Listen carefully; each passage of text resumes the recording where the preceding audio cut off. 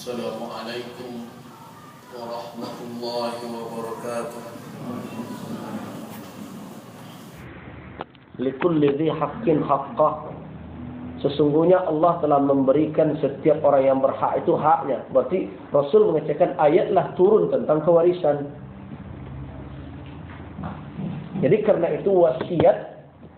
Nah, orang kan cenderung memperbenturkan antara ayat dengan hadis.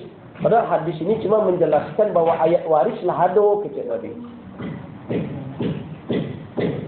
Berarti Nabi cuma menyelesaikan, itu dan ilmu usul namanya. Ulama kan mengambil cara menyelesaikan hukum dari Rasul. Dan usul fikih itu kan Rasulullah yang menunjukkan caranya. Nabi menjelaskan, Innallaha qad a'ta likulli dhi haqqin haqqah. Allah telah memberikan setiap yang punya hak. Itulah ada haknya. Di mana tu? Kan dalam hadis. Itu di dalam Al-Quran. Lirijali nasibun mimma tarakal walidan wal aqrabun. Untuk laki-laki ada bahagian ditinggalkan oleh karib kerabat, oleh kedua orang tua dan karib kerabat. Untuk perempuan juga demikian dikatakan nusabah mafruḍah, sebagai ketentuan yang telah ditetapkan oleh Allah. Itu ayat. Jadi kecil Nabi ikut ayat wasiat. Ayat warislah turun kecil Nabi. Nah karena itu mau tegaskan, karena ayat waris sekolah hado, orang dan keluarga dalam menerima warisan lah dijalankan. Karena itulah wasiat ahli waris. Ayat wasiat kau tidak lakukan untuk orang yang mewarisi. Jadi bukan juga hadis. Hadis cuma menjelaskan bahwa mempersambung antara ayat waris dengan ayat. Kadang-kadang kamu coba mendengarkan kadang memang sebagian dari ulama awak menganggap bahwa hadis kalau anda menasah ayat wasiat. Tidak. Hadis itu kan bukan mengecekkan apa-apa. Hadis tadi cuma menjelaskan dulu. Jadi ada ayat waris, ada ayat wasiat. Nah hadisku setelah menjelaskan kecil Nabi lah ada ayat firman Allah tentang orang menerima waris, ya sudah, dan wasiat tidak berlaku lagi untuk mereka. Hadis cuma mengecekkan itu, bukan membatalkan wasiat, cuma mengkhususkan namanya itu. Jadi ini tidak berbenturan di situ. Jadi Nabi menjelaskan dua ayat. Ayat wasiat surah Al-Baqarah, kemudian ayat kewarisan di surah An-Nisa. Nah bagaimana mempertemukan ini? Nah, itulah yang dijelaskan oleh Nabi. Masing-masing yang punya hak telah mendapat hak. Karena itu yang mulanya orang yang ahli waris ini kan semuanya wasiat. Kalau tidak diakui itu, berarti harus bertetapan pula. Angkat saudara tetap menerima warisan. Dulu persaudaraan di dalam Islam itu saling mewarisi. Jadi kisah dipersaudarakan antara Abdurrahman bin Auf misalnya dengan seorang Ansar. Kemudian sampainya suruh bagi ku ratuammu separuh, ambillah ke isterimu berdua, man ketujuh menceraikan. Itu benar kejadian itu. Itu sampai saling mewarisi waktu itu. Tapi dengan adanya hukum kewarisan, ini tidak berlaku pula itu lain. Jadi hadis tentang Innallaha qad a'ta likulli dhi haqqin haqqah. Sesungguhnya Allah telah memberikan hak orang yang berhak. Fala wasiyata liwaris. Tidak ada lagi wasiat bagi orang yang menerima warisan. Itu taksis namanya, pengecualian saja. Dalam rangka Nabi menjelaskan bahwa kewarisan lah ada dijelaskan oleh Allah. Berarti tak mungkin mengadu-adu. Orang kan wasiat itu tujuannya kan untuk intaraka khairan. Al-wasiyatu lil walidaini wal aqrabin haqqan 'alal muttaqin. Kewajiban bagi orang yang bertakwa. Jadi orang ketika akan meninggal, dia ingin perbuatannya, amal salehnya tetap berkesinambungan. Kalau harta itu dia berikan juga kepada ahli waris tidak akan menerima dari hartanya. Ahli tambahan lainnya. Nah karena itu diberikan di luar dari orang yang menerima, supaya dia bisa mendapatkan pahala dari apa yang dia infakkan itu ketika akan meninggalnya itu. Nah, itu makanya hadis itu menyatakan bahwa wasiat tidak lagi untuk ahli waris yang menerima warisan, silakan wasiat di luar dari yang menerima warisan. Malah ada sebagian ulama yang menafsirkan jauh dari itu. Ahli waris siapapun menerima waris atau tidak menerima wasiat. Kata ahli waris itu ada yang mengartikan ahli waris, ada yang mengatakan yang mewarisi. Jadi kan bunyi hadisnya begini.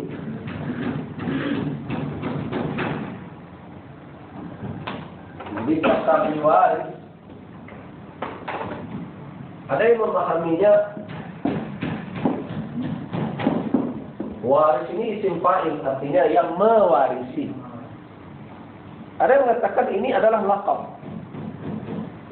gelar, yaitu maknanya orang yang mewarisi dalam artian sebagai pewaris. Persoalan dia mendapat atau tidak itu lain. Dia waris atau tidak? Ya dia diwaris. Cuma dia tidak mendapat karena mahjub, karena terhijab misalnya. Dia tetap waris. Nah bagi orang yang memahami bahwa makna warisin ini adalah orang yang mewarisi, berarti boleh wasiat untuk ahli waris yang tidak menerima warisan. Tapi bagi ulama yang memahami bahwa waris ini laqab, ahli waris tidak boleh menerima warisan, siapa saja masuk ahli waris tidak menerima warisan. Nah ini bukan hadis ini saja, jadi jangan dikatakan hadis ini saja. Ayat tentang wasiat surah Al-Baqarah, satu wasiat dan satu tentang al-bir dalam surah An-Nisa. Jadi dua ini bagaimana menyelesaikannya? Yang satu telah memberikan kepada anak, kepada orang tua, kepada ibu, kepada saudara, dijelaskan dalam kewarisan. Sedangkan wasiat juga wasiatul lil walidaini, untuk kedua orang tua, wal aqrabin, dan karib kerabat. Nah menumpuklah itu. Jadi kalau orang ingin berbuat kebaikan lebih, kalau juga untuk orang tua dan keluarga telah ada jaminan dapat. Siapa lagi? Nah Nabi kan ingin khair, kebaikan yang ditinggalkan orang ini mengumum, menyebar. Kalau warisan untuk orang tua sudah, untuk anak sudah, kemudian wasiat juga untuk itu juga, bagaimana kebaikan ini menyebar?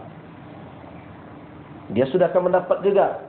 Nah, jadi Rasul ingin menyebar kebaikan itu, harta yang kita tinggal itu tidak hanya di sekitar ahli waris kita. Nah, tapi Nabi tidak ingin menzalimi ahli waris sehingga membiarkan semuanya diberikan kepada di luar keluarga. Nah, karena itu Nabi katakan kalau kita berwasiat ya batasnya sepertiga.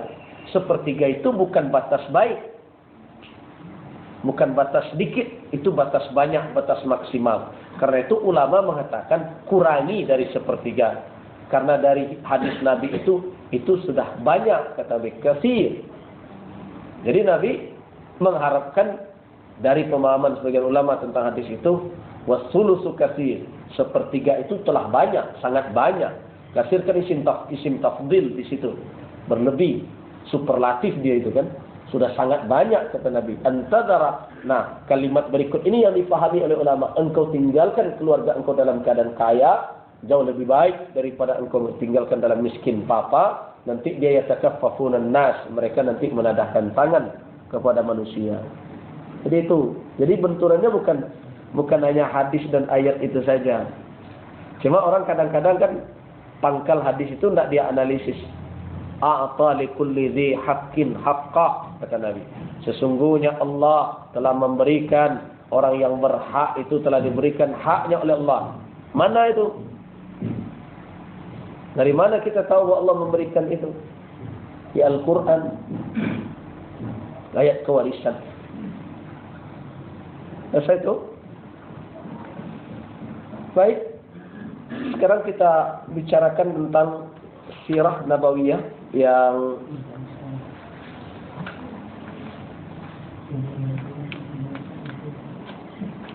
sejarah tentang atau kehidupan Rasulullah sallallahu alaihi wasallam. Kata sara yasiru artinya perjalanan. Sara yasiru Sirah adalah perjalanan. Ada katakan siyar, jamaknya adalah perjalanan-perjalanan. Ini sedikit berbeda menurut kajian para ulama dengan cerita, dengan tarikh, dengan sejarah. Walaupun bahasa kita tidak cukup untuk menerjemahkan kalimat yang berbeda ini. Karena kita cuma kenal dengan sejarah. Nah, muncullah kemudian istilah biografi. Tapi biografi pun tidak cukup sebenarnya untuk menggambarkan apa itu sirah. Karena sirah bukan hanya sebatas untuk seseorang tahu peristiwa, momen, waktu dan tempat terjadinya kehidupan seseorang. Tapi sirah lebih cenderung kepada suatu maksud memaparkan kehidupan seseorang secara detail, tentu dalam rangka menyampaikan pesan bahwa seseorang itu memang patut untuk dicontoh. Nah, kata sirah bukan suatu hal yang aneh di dalam Al-Quran. Dalam Al-Quran ada fasiru fil ard, perjalanan. Nah, perjalanan itu penting gunanya. Apalagi kalau perjalanan itu dilakukan oleh seorang makhluk, seorang hamba yang terpilih seperti Rasulullah. Yang jelas semua muslim harus berkeyakinan bahwa langkah-langkah Rasul, apapun yang beliau lakukan, itu ada ismah, ada pemeliharaan dari Allah Subhanahu wa ta'ala. Apa makna ismah atau maksum? Orang kadang-kadang sulit memahami makna dari maksum, memelihara itu. Waalaikumsalam. Karena cenderung kita mengatakan terpelihara dari salah, artinya tidak pernah salah. Nah, ini pemahaman yang kurang pas, yang sering kita dengarkan, seolah-olah kalau Nabi itu maksum, beliau tidak pernah salah. Tapi ternyata ketika kita membaca sejarah Rasulullah SAW, kehidupan beliau pernah tersalah. Beliau pernah terkhilaf. Di antaranya ketika diajukan 3 pertanyaan oleh orang Quraisy, kaum musyrikin. Pertanyaan ini merupakan informasi yang didapat oleh kaum musyrikin Makkah dari orang Yahudi Madinah. Ketika orang Quraisy ingin tahu ini Muhammad ini sebenarnya apa, benarkah dia nabi atau tidak. Tentu tujuan mereka untuk mencari informasi itu bukan sebenarnya keingintahuan tentang kebenaran, tapi adalah untuk mencari kelemahan kalau dapat membuktikan kebohongan. Jadi mereka datang ke Madinah itu niatnya sudah tidak benar. Jadi utusan Quraisy datang ke Madinah niatnya untuk membuktikan kebohongan Rasulullah, bukan mencari kebenaran. Kalau orang betul-betul mencari kebenaran, mereka akan beriman setelah mendapatkan jawaban dari Rasul. Tapi tujuan awal mereka datang ke Madinah adalah kalian tanyalah, kata tokoh Quraisy kepada utusan ini, pendeta-pendeta Yahudi itu. Mereka kan orang-orang yang punya kitab dari langit.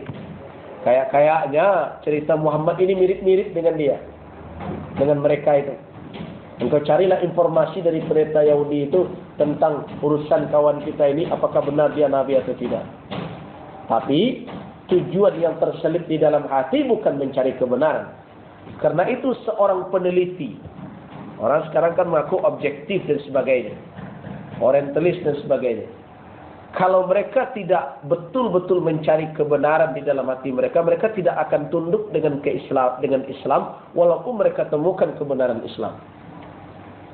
So, kenapa? Karena tujuan mereka mengkaji, menggali itu sebenarnya bukan untuk melihat kebenarannya, tetapi mencari celah dan titik bagaimana untuk menghancurkan Islam itu. Nah, inilah yang terjadi pada masa Rasul. Saya cerita tadi, Nabi pernah tidak terkhilaf? Ketika utusan tadi kembali dari Madinah, mereka tanya kepada Rasul 3 hal yang disuruh tanyakan oleh orang Yahudi. Is'aluhu, tanyakan dia 3 hal. In ajabakum, jika dia jawab pertanyaan kalian yang 3 itu, bahwa Rasul, bahwa Nabi, maka dia adalah Nabi. Wa illa bi'alam, tapi kalau dia tidak tahu, bahwa kadzdzab, maka dia pembohong. Nah, ditanya. Yang pertama, akhbirna, beritahu kami tentang rajulun, seorang laki-laki yang berjalan min magharibil ardi, dari barat sampai ke timur dunia ini, menyebarkan kedamaian. Yang kedua, beritahu kami tentang fityah, tentang para pemuda yang lari menghindarkan diri dari kezaliman penguasa. Beberapa orang pemuda. Kemudian yang ketiga, beritahu kami tentang ruh. Nah, Nabi kan langsung menjawab waktu itu. Ukhbirukum ghadan. Saya akan jawab, akan saya beritahu kepada kalian esok hari. Begitu kata Rasulullah sallallahu alaihi wasallam. Nah, apa yang terjadi? Allah Subhanahu wa taala kan menegur beliau dalam surah Al-Kahfi. Jangan engkau wala taqulanna li syai'in, jangan engkau katakan untuk melakukan sesuatu, inni fa'ilun ghadan, saya pasti akan melakukan besok. Illa ay yasha Allah, melainkan mestinya engkau iringkan dengan kalimat Allah menghendakinya. Itu kan terkhilaf Nabi itu. Tersalah kan? Kenapa beliau katakan inni fa'ilun ghadan, saya akan lakukan ini esok? Mestinya beliau mengatakan insya Allah. Nah, jadi pengertian maksum, pengertian terpelihara dari salah, bukan berarti tidak salah. Tidak tersalah dan tidak terkhilaf. Beliau tersalah, beliau pernah terkhilaf. Misalnya ketika Ibnu Ummi Maktum datang bertanya, dan beliau sedang sibuk dengan tokoh-tokoh Quraisy. Beliau harapkan keislaman tokoh-tokoh ini. Secara pertimbangan, benar, ini orang banyak, ini seorang buta lagi. Kalau tokoh-tokoh ini masuk Islam, maka di belakangnya betapa banyak kabilah yang akan mengikut.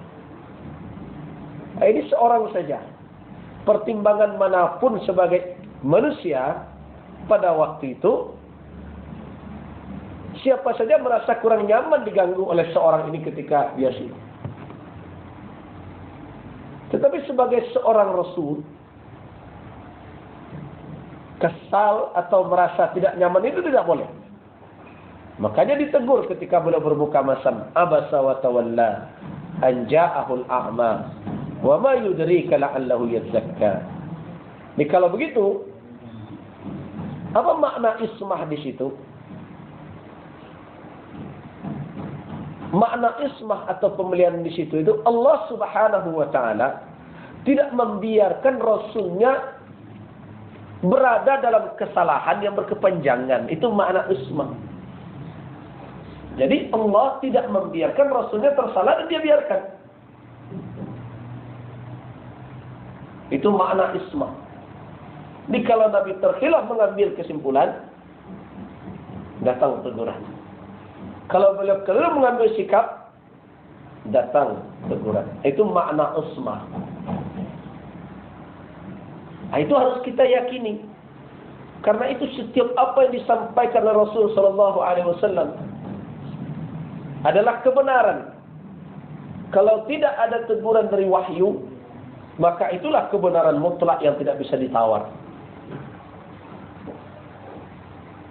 Tapi apakah boleh orang mengambil sesuatu telah ditegur Nabi bermuka masam, kemudian diambil? Kita boleh juga bermuka masam. Tidak, itu sudah ditegur oleh Allah. Nah, dengan keyakinan begitu, bahwa langkah-langkah Nabi di dalam hidup ini dijaga, dipelihara, kemanapun beliau melangkah diawasi oleh Allah, dan Allah peringatkan beliau. Kalau beliau keliru mengambil langkah dan mengambil sikap, maka tentu apa yang kita yakini di dalam hidup kita, bahwa apapun perjalanan hidup beliau,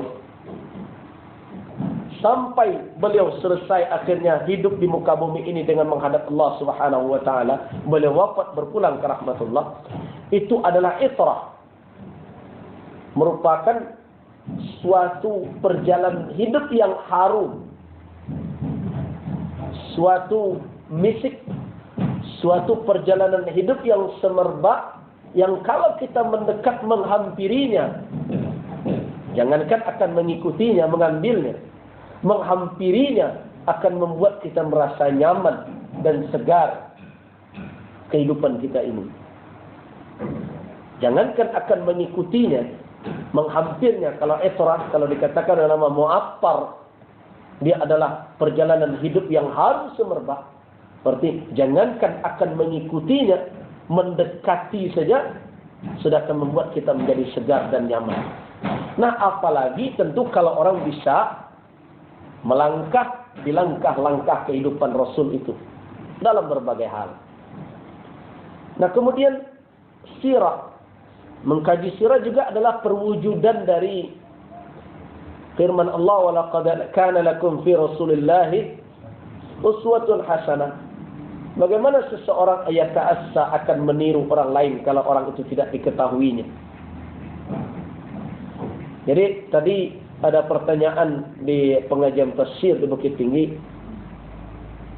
Buya, bagaimana caranya agar anak-anak kita cinta kepada Rasul? Ya, tidak ada jalan lain. Ada dua cara. Yang pertama, menjelaskan sirah Nabi itu kepadanya, bagaimana kehidupan Rasul. Yang kedua adalah mencontohkan kepada mereka bahwa kita cinta kepada Rasul dan kita hidup dengan cara Rasulullah. Bagaimana anak akan cinta kepada Rasul kalau orang tuanya adalah mania Manchester United misalnya, kan? Atau selengker gitu. Anak disuruh sayang kepada Rasulullah, tapi ibu dan bapaknya hobi Peter Pan gitu. Nah, tentu sulit kalau demikian. Itulah yang katakan, ada dulu syair yang saya katakan, "Lau kana rabbul bait dhariban lid-duf, lakana ahlul bait raqqasin atau al-mughanniyin." Kalau seandainya bapaknya adalah tukang pukul gendang, maka tentu orang di rumah itu dua saja, kalau tidak penyanyi ya penari gitu. Nah, inilah yang kita coba untuk mengungkap tentang bagaimana sirah Rasulullah sallallahu alaihi wasallam itu. Bapak dan Ibu jamaah rahimakumullah, sebelum kita mengkaji bagaimana Rasulullah itu lahir, kita akan lebih baik tahu tentang suasana sosial kemasyarakatan masyarakat Makkah, di negeri di mana Rasul, pemimpin umat ini, lahir. Kemarin dalam pertemuan yang lalu kita telah bicarakan apa makna jahiliyah. Nah, hari ini kita akan lihat bagaimana dianat agama-agama yang ada di Jazirah Arab pada waktu masa kelahiran Rasulullah sallallahu alaihi wasallam. Ketahuilah bahwa dari sejarah kita tahu bahwa penduduk Makkah, penduduk Jazirah Arab, setelah kehadiran Nabi Allah Ibrahim dan Ismail adalah penganut agama tauhid. Yadinuna bidini Ibrahim wa Ismail. Mereka beragama sesuai dengan agama Nabi Allah Ibrahim dan Ismail alaihissalam. Itu jelas. Dari Ibrahim, begitu juga Nabi Ismail tidak pernah mengajarkan syirik. Tidak pernah mengajarkan menyembah berhala. Sampai datang seorang alim. Jadi yang perlu dicatat, terkadang yang menyesatkan umat ini bukan orang bodoh, ulamanya. Seorang yang mereka anggap adalah di antara ulama mereka yang sangat afdal, namanya Amru bin Luhai. Jadi jangan kasih nama anak ini ya. Amru bin Luhai.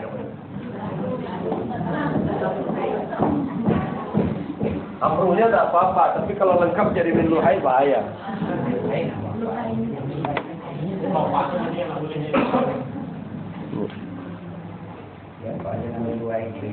Sampai datang ini mereka anggap adalah seorang alim dan boleh dikatakan di Makkah wa a'lam.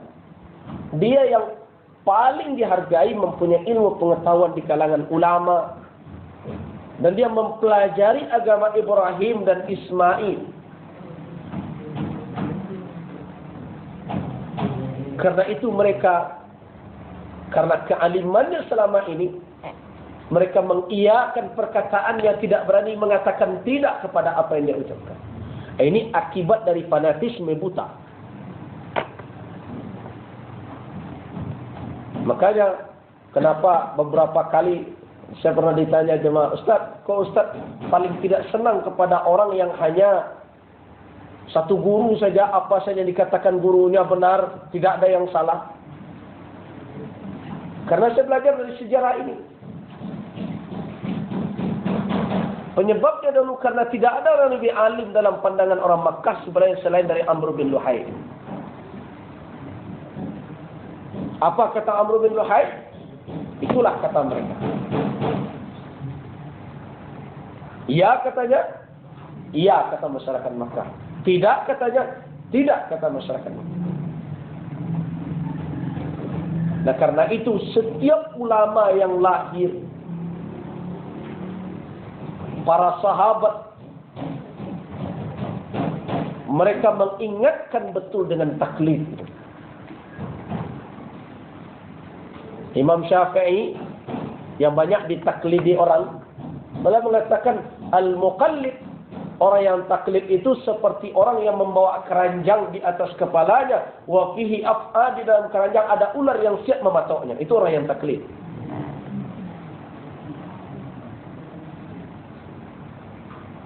Nah karena itu jangan bangun semangat taklid di dalam diri. Kalau belajar tidak perlu Ustaz Gus Rizal, tanya siapa saja. Pelajari. Kita diberikan oleh Allah akal, kita diberikan hati. Mungkin pada awalnya kita bingung, kata si A begini, kata si B begini. Tapi tetap ujungnya Nabi memberikan kunci. Wa iyaftukan nas. Meskipun orang berfatwa A, B, C, D, tapi istafti qalbak. Minta fatwa ujung-ujungnya ke hatimu. Mana itma'anna ilaihil qalb. Mana yang hati tenang, mengamal kita amalkan. Nah, jadi penyebab pertama sekali orang Arab ini bergeser dari agama Ibrahim dan Ismail adalah kefanatikan mereka yang terlalu berlebihan terhadap ulama mereka yang namanya Amr bin Luhai.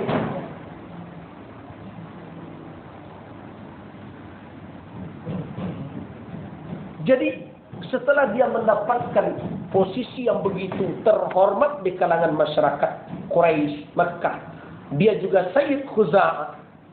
Dia adalah pimpinan suku Khuza'ah. Dia sangat terhormat. Pada suatu waktu dia pergi ke Syam. Ke daerah Syam. Syam Palestina, Yordan, Suriah sekarang. Daerah itu kan dikenal dengan Ardul Anbiya, dengan bumi para nabi. Nah, anehnya yang dia temukan di situ, di Syam itu adalah orang-orang yang banyak menyembah berhala. Amr bin Luhai pada waktu itu berpikir, di negeri para nabi, orang banyak menyembah berhala.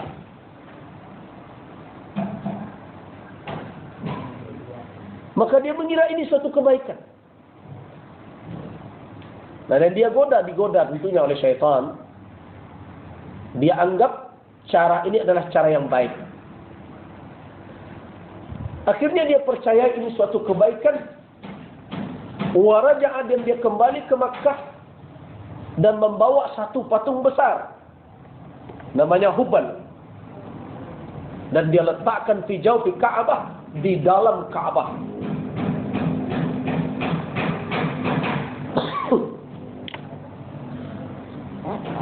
Karena kefanatikan orang Makkah, akhirnya mereka patuhi perintah dari Amr bin Luhai itu. Nah, semenjak itulah orang Makkah mengenal penyembahan berhala. Nah, coba kalau mereka tidak fanatik, tentu mereka tidak akan terjerembab ke jurang seperti itu. Tapi karena semua yang dikatakan oleh Amr bin Luhai mereka anggap suatu kebenaran, apa yang terjadi? Mereka akhirnya terbawa oleh kondisi kesesatan itu. Dan setelah itu, di dalam kitab Rahik Al-Maktum dan juga di dalam berbagai kitab Khulasah Sirah Nabawiyah, juga ada yang menceritakan bahwa Amr bin Luhai ini mempunyai orang akuan. Orang akuan jin.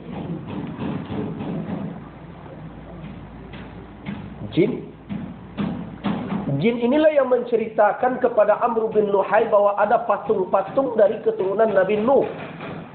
Nabi Nuh setelah meninggal, pengikutnya menyeleweng dan menyembah berhala. Kemudian datang pelanjut dan menyadari kembali agama tauhid, dan patung-patung itu dibuang ke dasar laut di dekat Jeddah. Nah, jin tadi yang memberitahukan kepada Amr bin Luhai bahwa patung-patung itu ada di sekitar pantai di Jeddah itu dan dikeluarkan. Akhirnya Amr bin Luhai membawanya ke Makkah dan membagi-bagikannya kepada kabilah. Maka masing-masing kabilah akhirnya punya patung-patung besar. Ada patung Manata di daerah Musallan dekat Gudaid, kemudian di Taif, kemudian di Banakhlah ada Uzza, ada Manata, ada Latta, berbagai macam. Dibagikan. Dan ketika orang Quraisy menyembah berhala, maka seluruh kabilah Jazirah Arab, karena menganggap bahwa orang Quraisy itu adalah orang yang afdal, karena mereka adalah wulatul bait, mereka adalah orang yang berada di daerah haram, mereka berada di sekeliling Ka'bah, mereka mempunyai kedudukan terhormat di kalangan bangsa Arab. Ketika sesat orang yang terhormat, maka terbawalah yang lain. Nah, itu makanya hati-hati. Seorang pemimpin, walaupun dia tidak mengerti agama sama sekali, tapi kalau dia yang mengajak sesat, maka terbawa sesatlah masyarakat. Nah, itu yang kita ingatkan kepada pemimpin kita. Pemimpin kita ini cenderung kalau bicara, kami tidak ngerti agama, tapi buat agama mau.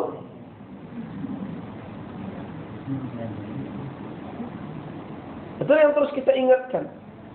Ya kami kan nggak ngerti. Ya kalau nggak ngerti, kalau ada kegiatan keagamaan, tanya dulu kepada ulama. Tidak mereka buat sendiri, cara sendiri, model sendiri.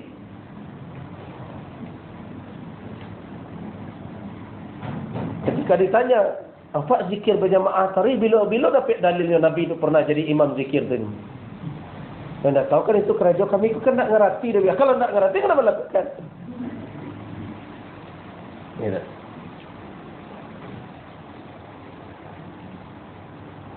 Kemarin ada yang bertanya, ketika saya masih di jalan di kami akan zikir berjamaah ke ya. Jadi sambil menunggu kok daripada yang saya berjamaah kami duha Pak. Ini orang beragama hanya daripada duduk, daripada ikut, daripada itu.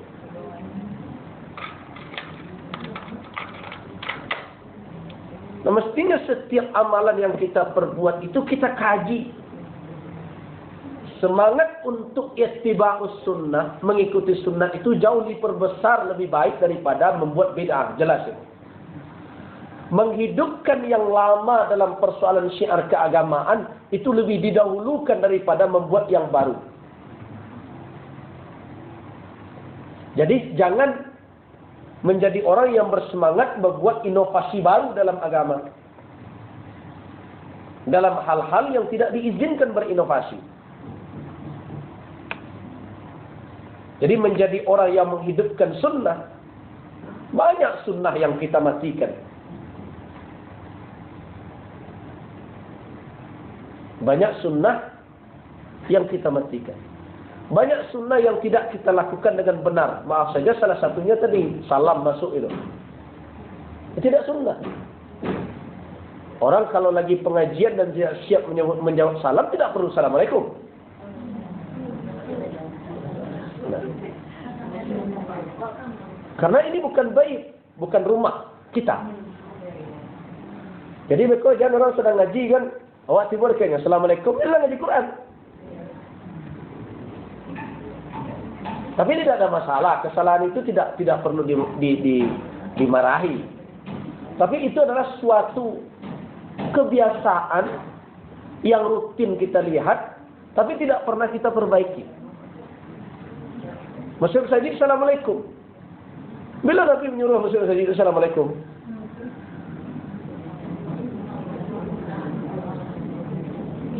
Sebetulnya katanya ada pernah suatu cerita bahwa nanti kata Nabi itu akan datang ke langit surga. Jadi datanglah seorang masuk dalam masjid. Jadi waktu itu sedang ada tausiah, jadi dia assalamualaikum, dan dia sholat, dia pulang lagi.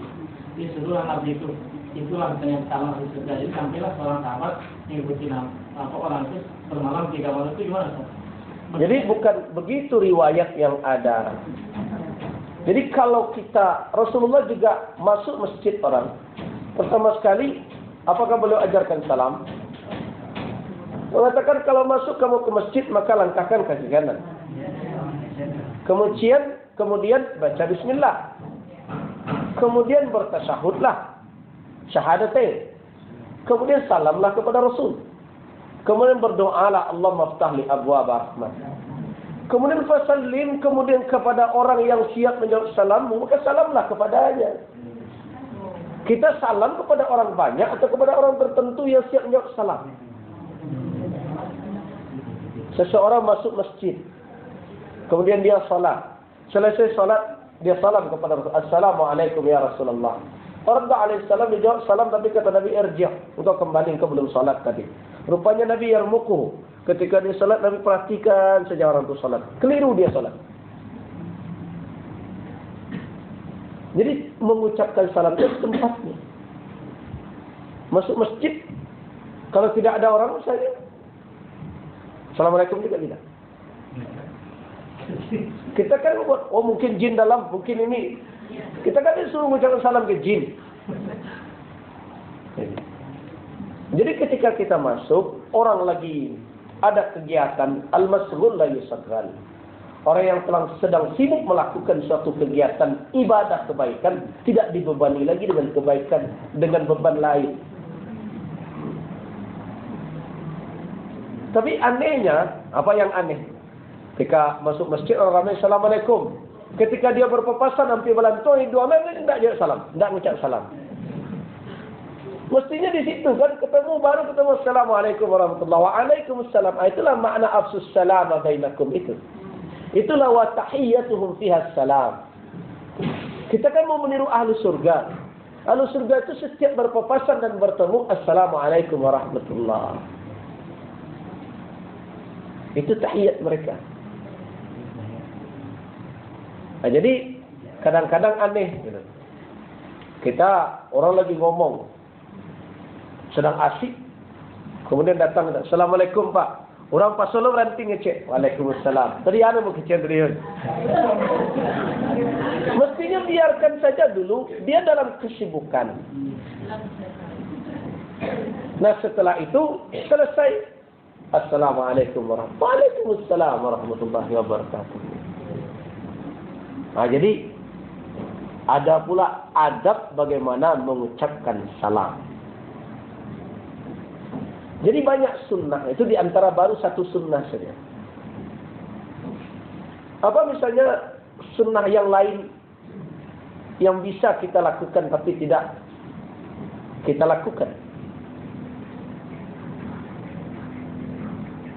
Misalnya puasa 3 hari bulan terang, kita tidak lakukan. Kalau riwayat itu sahih, awsani khalili bisalas, kata Abu Hurairah. Diwasiatkan 3 hal, di antara adalah shaum yaumil bayad, yaumil bayad, hari-hari terang.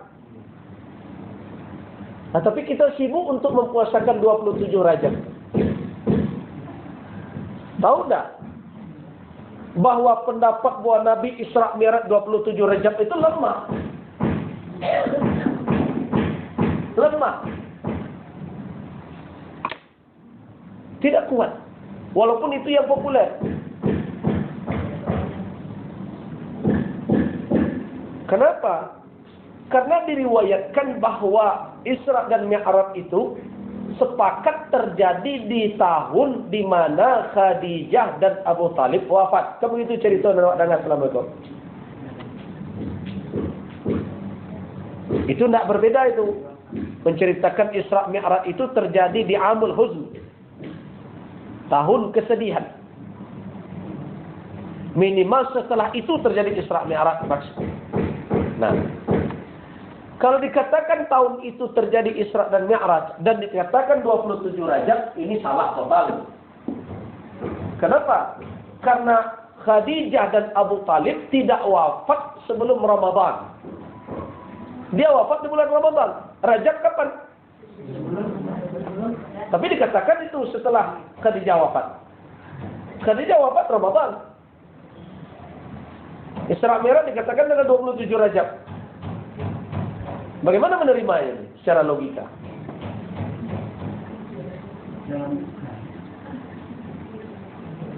Nabi belum berduka lagi. Kalau yang selama ini kita katakan Nabi sedang berduka, ini sebagai hiburan dari Allah. Kan itu cerita yang berkembang di mimbar. Nabi sedang berduka, sedang bersedih. Ya kan? Wafat paman beliau Abu Talib, satu wafat Khadijah. Dan wafat Khadijah dan Abu Talib itu tidak berselang beberapa lama. Dan ulama sepakat bahwa Khadijah wafat di bulan Ramadan. Nah, bagaimana mengatakan Isra Mi'raj 27 Rajab? Nah, karena itu wallahu a'lam Isra Mi'raj ada yang mengatakan malah terjadinya setelah hijrah. Ada yang mengatakan terjadi berulang-ulang. Ada yang mengatakan di awal kenabian. Berbagai macam riwayat itu. Nah, jadi kalau tanggal ini saja tidak pasti, apalagi puasanya?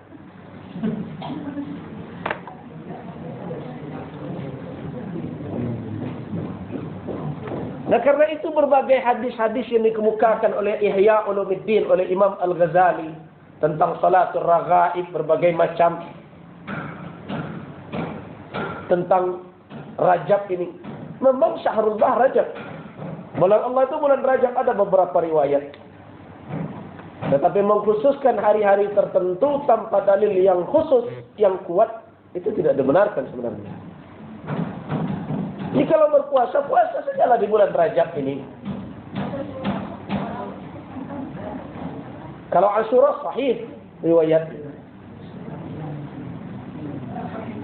Nanti kita kajilah tentang puasa-puasa sunat dan amalan-amalan di hari-hari tertentu itu. Tapi saya ingin, bukan itu yang saya maksud di sini adalah bagaimana begitu bersemangatnya kita mengamalkan yang sebenarnya dari sisi sunnah bermasalah, tetapi kita tinggalkan hal-hal yang patut.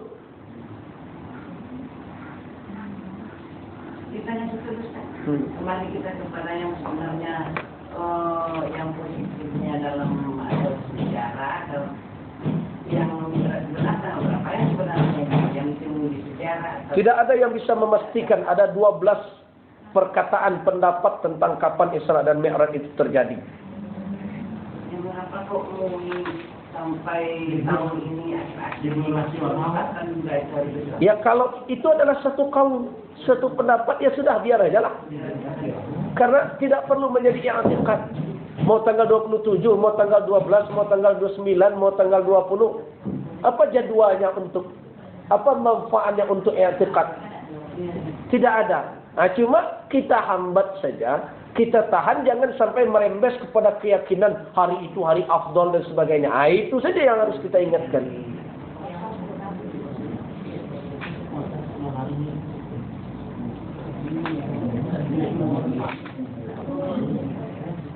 Nah, ini saya bacakan beberapa kutipan dari kajian sejarah tentang Isra dan Mi'raj. Juga tidak ada riwayat yang kuat. Nah, waqtalafa fi ta'yin zamanihi ala aqwal syatta. Para sejarawan berbeda pendapat dalam menentukan kapan terjadinya Isra dan Mi'raj dalam pendapat syatta, begitu banyak, tidak sedikit. Ada yang mengatakan adalah kana al-Isra fi as-sanah allati akrama Allah fiha bin nubuwah ikhtarahu at-Tabari. Imam At-Tabari pengarang kitab tafsir mengatakan bahwa Isra Mi'raj itu terjadi di tahun pertama kenabian. Tahun itu Nabi memuliakan beliau dengan kenabian, di tahun itu terjadi Isra dan Mi'raj. Imam At-Tabari. Sedangkan Imam Al-Qurtubi yang punya kitab tafsir Qurtubi mengatakan bahwa itu ba'dal mab'as bi 5 sinin, 5 tahun setelah kenabian. Kemudian yang ketiga, waqila, ini pendapat yang dipilih oleh Al-Mansur Furi, seorang sejarawan, mengatakan itu pada malam ke-27 bulan Rajab tahun 10 kenabian. Nah, ini yang berkembang. Kemudian ada yang mengatakan qabla hijrah, sebelum hijrah kira-kira 16 bulan.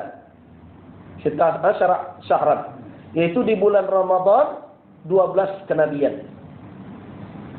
Ada yang mengatakan sebelum hijrah 1 tahun, yaitu di bulan Rabiul Awal tahun 13 kenabian. Kemudian kata pengarang kitab Rahih Al-Maktum ini, Imam Al-Mubarak Kafuri, apa katanya? Waruddat, dan tertolak al-aqwalus salasah. 3 pendapat pertama tidak bisa dipakai. Yang di tahun kenabian, 5 tahun setelah kenabian, termasuk 27 Rajab. Ruddat, tertolak.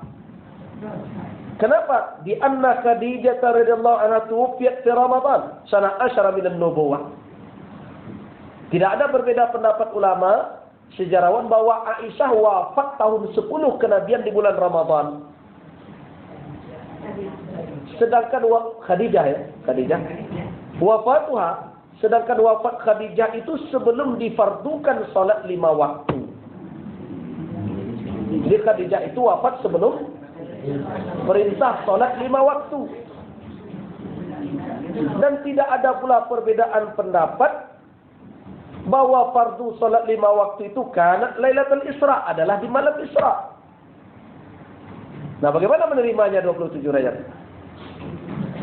Khadijah wafat, belum ada 5 waktu, salat kewajiban 5 waktu. Khadijah wafat. Khadijah wafat itu tahun 10 kenabian di bulan Ramadan.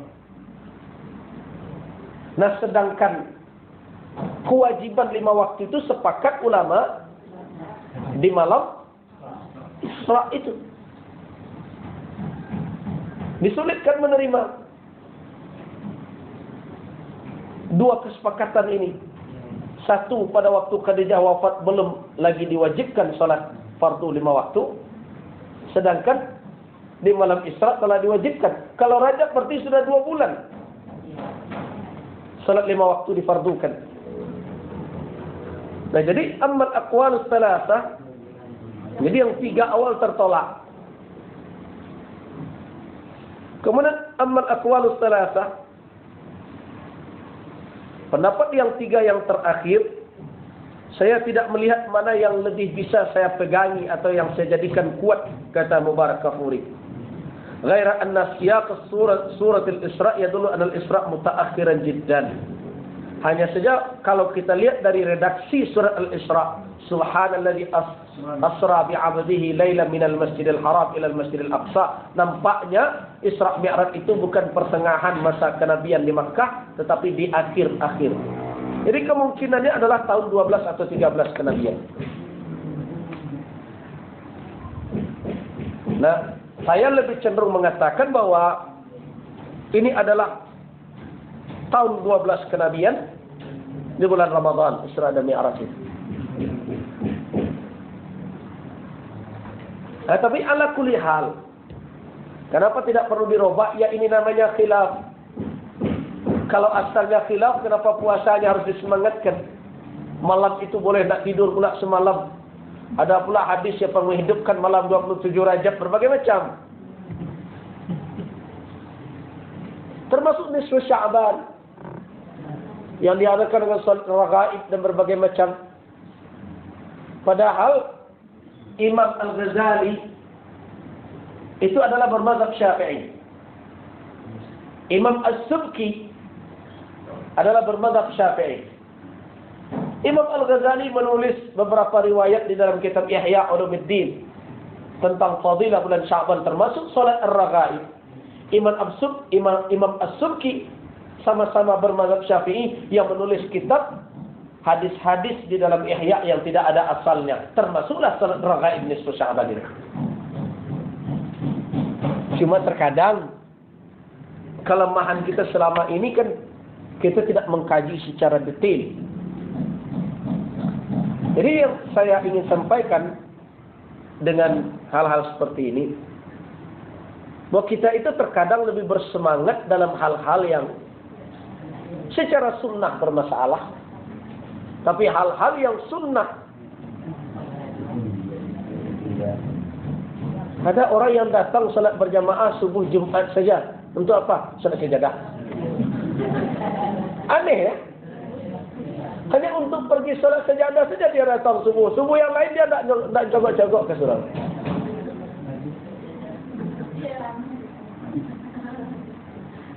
Nah, inilah cara berpikir yang tidak pas. Yasinan, saya sudah jelaskan, ada yang bertanya. Namanya mau Yasinan, mau Alim Imranan, mau Bakarahan, silakan. Berkumpul itu silakan. Berjamaah untuk berzikir, untuk mengingat, untuk mengkaji firman Allah, untuk mengkaji agama, silakan. Mau beri nama apa silakan. Cuma yang jadi pertanyaan, kenapa Yasin saja? Itu saja persoalan. Kaji yang lain. Nah, jadi saya tidak sependapat dengan orang mengatakan, oh Yasinannya organisasi ini bid'ah. Tidak. Organisasi ala zikir silakan.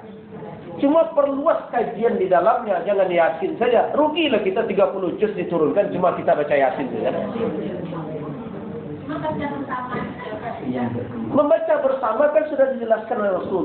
La tu'zi ba'dukum ba'dha. Jangan satu sama lain saling mengganggu.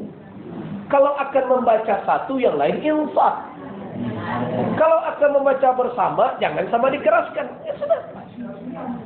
Yang problem kan tidak, siko kare di situ kare. Nah mendangan tak ada sama-sama nyuntu ini surang saja. Nah jadi harus diajarkan kepada jamaah dan membaca Al-Quran di kelompok yasinan, di kelompok tafsir dan sebagainya. Sebelum datang guru karena mereka tadarusan adalah adabut tilawah. Adab membaca Al-Quran. Kalau kita bersama, orang ini membaca, dia keraskan. Kita sepakat untuk ada yang mengeraskan, yang lain infak memperhatikan. Istima. Itu adab tilawah. Tapi kalau yang satu membaca, kemudian yang satu mengeraskan, itu iza namanya, menyusahkan dan mengganggu orang sekitar kita. Bukan begitu adab tilawah. Dan saya rasa tidak ada problem berkumpul halaqah, lakukan kajian tafsir, menerima kajian agama. Dibuat saja pengajian An-Nur kan namanya, pengajian Al-Quran kan namanya, pengajian Yasin kan namanya, dengan latar belakang dahulu. Selama yang diamalkan di situ adalah bagaimana membaca Al-Quran. Jangan khusus. Kita tahu fadilah Yasin itu banyak. Jelas, dia qalbul Quran. Tetapi ingat, setiap ayat Al-Quran itu ada fadailnya, ada fadilah. Sebanyak fadilah Yasin, sebanyak itu pula fadilah ayat kursi.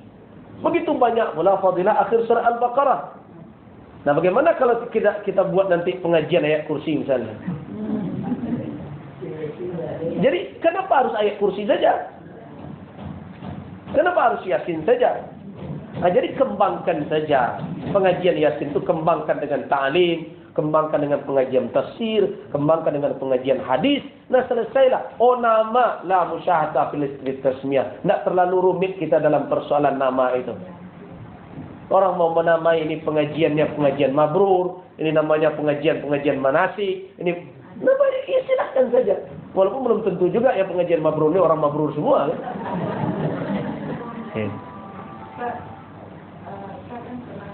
Kan? Kalau kita tidaknya benar, mestinya kita tidak memerlukan musik untuk meringankan beban hati dan pikiran, cukup mendengarkan Al-Quran.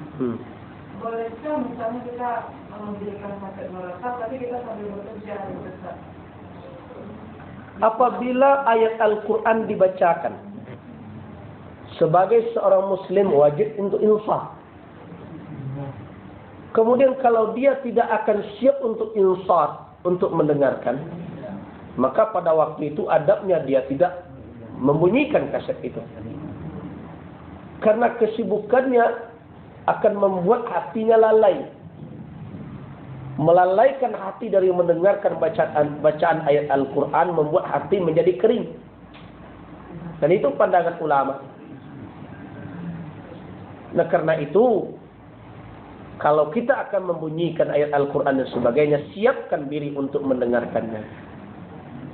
Kalau tidak siap diri untuk mendengarkannya, sebaiknya ganti dengan ibadah lain sambil bekerja, mau berzikir di dalam hati dan sebagainya. Kita kan kadang-kadang beramal seolah-olah amalan itu satu. Harus seperti itu. Harus membunyikan Al-Quran. Tidak, zikir. Malah dengan membaca bismillah di awal dan alhamdulillah terakhir sepanjang perjalanan ibadah, perjalanan pekerjaan kita itu sudah dianggap ibadah.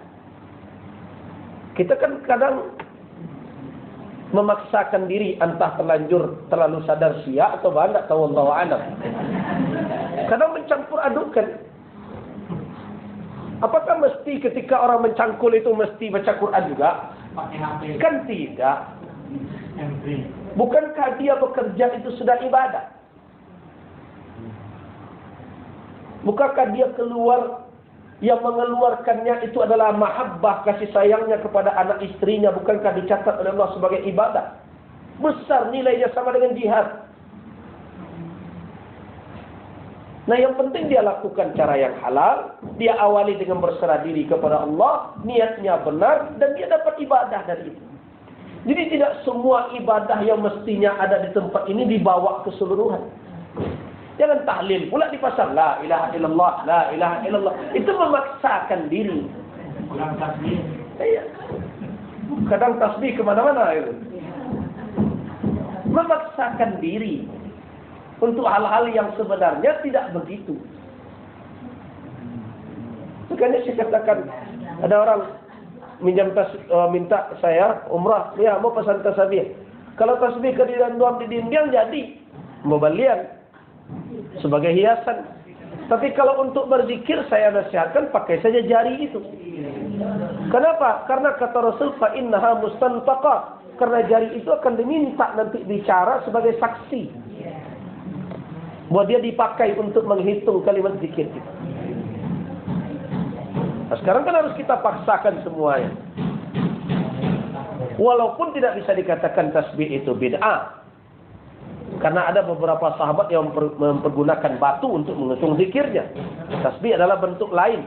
Cuma ada sebagian ulama yang mempertimbangkan ini adalah tasyabbuh bighairil muslimin. Menyerupai orang-orang Islam. Karena tasbih itu tidak dikenal oleh umat Islam duluan. Tapi dikenal oleh orang Buddha dan Hindu.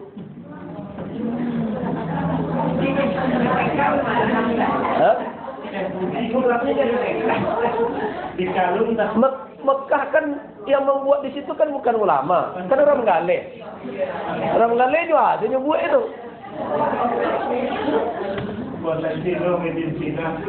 Jadi sebenarnya kita ini banyak hal yang saya katakan itulah. Semangat kita membuat yang baru itu lebih tinggi daripada mengikuti sunnah. Sekarang makanya kita sadarkan diri kita. Mari kita coba menghidupkan kembali. Sebab di antara pemahaman hadis Rasul, man sanna fil islami sunnatan hasanah. Makna man sanna fil islam sunnatan hasanah itu bukan membuat cara baru. Ada ulama yang menafsirkan siapa yang menghidupkan sunnah yang telah mati. Apa di antara sunnah yang telah mati? Korban sebentar lagi. Banyak sunnah yang telah mati dan korban itu. Di antaranya adalah mensyiarkan. Mana ada yang mensyiarkan lagi? Mensyiarkan korban bagaimana? Diberikan kadang kulit di punggungnya, kadang diberi tanda, diberi berbagai macam. Itu syiar. Bahwa ini adalah binatang kurban. Kemudian apalagi kalau orang ingin berkorban, masuk awal bulan Zulhijjah, wala ya'khudh, dia tidak mengambil kumisnya, tidak memotong kukunya, tidak memotong bulu ketiaknya dan sebagainya, sampai nanti serban korbannya disembelih. Nah, betapa banyak itu sunnah itu. Sama dengan tayammunan, meniru orang yang berihram di Makkah.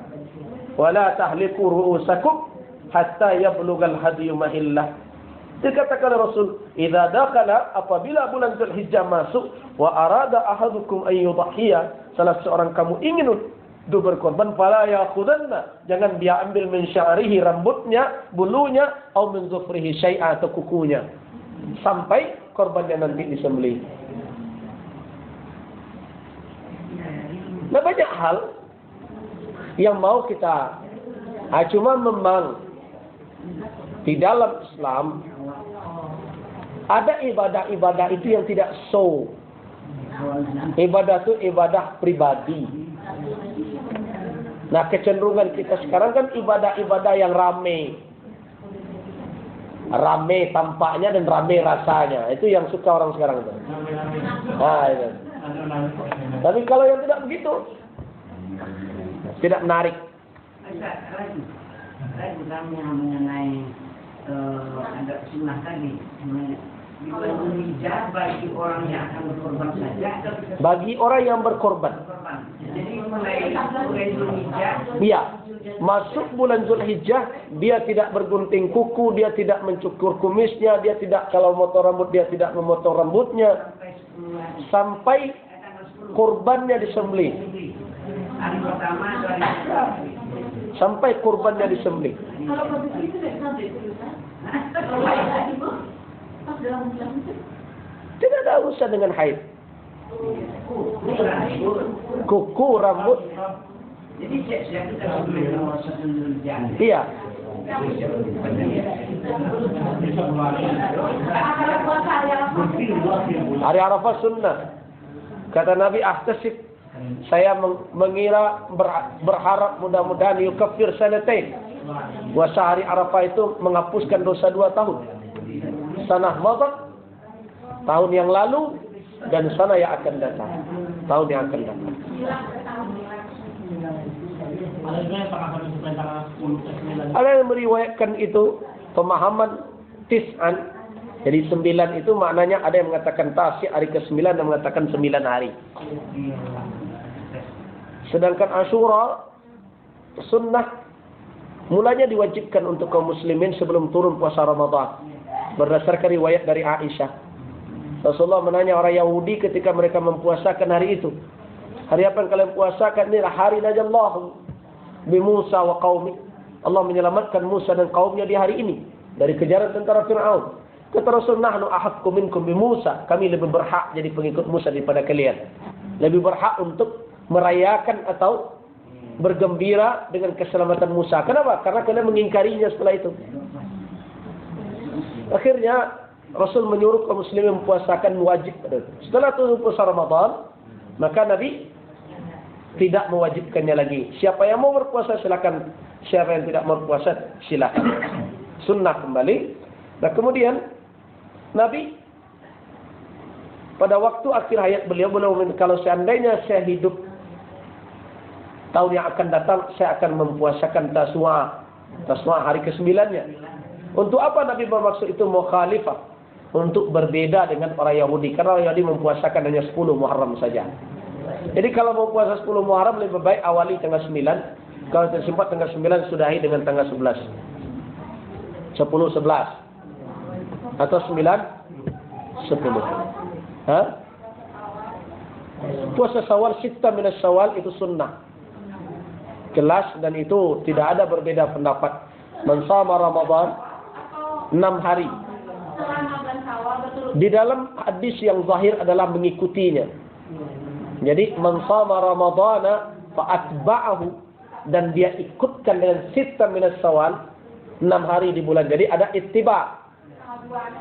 Nah, sebaiknya 2. Tetapi kalau ada uzur lain dan sebagainya, apakah dapat bagi orang yang mempuasakan 6 hari di bulan Syawal walaupun mutafarriqat, walaupun terpisah-pisah, tetap dapat fadilah itu. kalau berarti harus diganti puasa yang masuk. Tidak. Tidak mesti. Tidak. Ketika orang akan mengqada yang wajib, kemudian ada perintah muakkad waktu yang tertentu, bolehkah dia melakukan Syawal dulu setelah itu dia mengqada? Boleh, karena dia tidak termasuk melalaikan. Yang tidak boleh itu kan melalaikan. Tapi kalau orang sedang beramal, kemudian dia ada hutang lain, dan untuk beramal yang sunat ini waktunya terbatas, ya sudah diamalkan yang waktu muakkadnya yang terbatas dibandingkan waktu yang muwassa. Karena begitu, Ustaz. Seandainya niat kita itu ingin telah mendapat Syawal, tapi kita bayar hutang. Dia tidak mempuasakan meniatkan 2 hal. Dia tetap mengqada saja. Tapi dapatkah dia puasa fadilah puasa di bulan Syawal? Tidak. Tapi waktunya dapatkah dia? Iya. Tapi niatnya apakah dia dapat menggugurkan sunnahnya di bulan Syawal? Tidak. Antara sunnah dengan sunnah menurut ulama boleh saling mewakili. Tapi yang wajib hanya insighal dengan yang wajib saja. Yang sunnat hanya didapatkan dari sisi waktu, bukan dari sisi ain perintah. Di mana urutan yang bagus? Apakah yang bagus lakukan saja sunat Syawal dahulu, kemudian kemudian qada. Karena apakah kalau seandainya kita tidak sempat hidup kemudian kita meninggal, kita telah sibuk dengan ibadah kepada Allah dan kita tidak melalaikannya dengan urusan yang lain.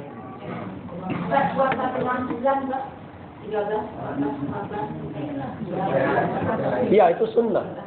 Senin, Kamis, 13, 14, 15 di bulan terang itu sunnah. Puasa Nabi Daud, siapa yang ingin puasakan sehari puasa dan sehari berbuka, itu sunnah. Berdasarkan hadis dari Abdullah bin Amr bin al-As. Mari kita kembali kepada kisah Amr bin Luhai tadi.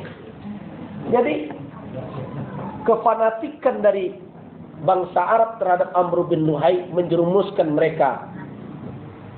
Amr bin Luhai yang membawa Hubbal dari negeri Syam, dan dia letakkan di tengah-tengah Ka'bah di dalam. Setelah itu berjubellah berhala-berhala di Ka'bah itu.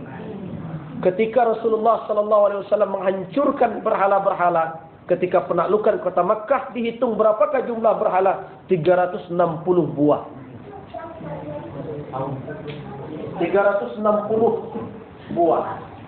Itu di Ka'bah dan sekitarnya situ. Kemudian ada Uzza di Mushallal. Kemudian ada Manat di Taif. Kemudian ada Lata di Zat Nakhlah. Itu adalah patung-patung yang terkenal. Berbagai macam yang mereka lakukan. Apa yang mereka lakukan terhadap patung-patung itu? Yang pertama, mengiktikadkan, berkeyakinan bahwa patung-patung ini bisa memberikan syafaat di samping Allah. Di dua-dua. Nah, ini mirip dengan keyakinan orang yang merasa bahwa pohon kayu ini bisa memberikan pengobatan pula. Ya, dengan izin Allah. Kapan dia tahu Allah memberi izin pohon kayu itu? Batu memberi manfaat, memberikan syafaat, digandengkan dengan Allah, yaitu hanya hak Allah semata. Mereka buat itu dengan keyakinan khurafat, bahwa Allah memberikan kekuatan kepada batu itu. Sama dengan orang-orang jahiliyah juga begitu. Mereka merasa bahwa ini adalah wakil Tuhan, ini penjelmaan para nabi dahulu, ini begini, ini begitu. Nah, keyakinan orang terhadap kuburan juga ada yang demikian. Dia datang ke tempat ini, kubur syekh itu, kubur syekh ini, menamkan 3 malam, kemudian dizikirkan di situ, besok dibawa untuk obat ini, berbagai macam. Dengan dakwaan bahwa Allah memberikan kekeramatan. Dari mana dia tahu itu pemberian Allah? Tidak ada alasan. Nah, itu yang dinamakan khurafat, menduga tentang kegaiban. Orang yang menduga-duga kegaiban itu dibenci oleh Allah. Tengok orang yang mengatakan Ashabul Kahfi itu 3, 4 anjingnya, 4, 5 anjingnya, 6, 7 anjingnya, 7 anjing, 8 anjingnya. Rajman, kata Allah, rajman bil ghaib, itu merajam kegaiban, melempari yang gaib agak-agak, kata Allah. Allah tidak ada yang tahu kegaiban itu. Kalau toh patung itu bisa bicara, siapa yang bisa menjamin bahwa yang bicara itu adalah kehendak Allah atau jin sebenarnya di dalam? Kita tidak tahu.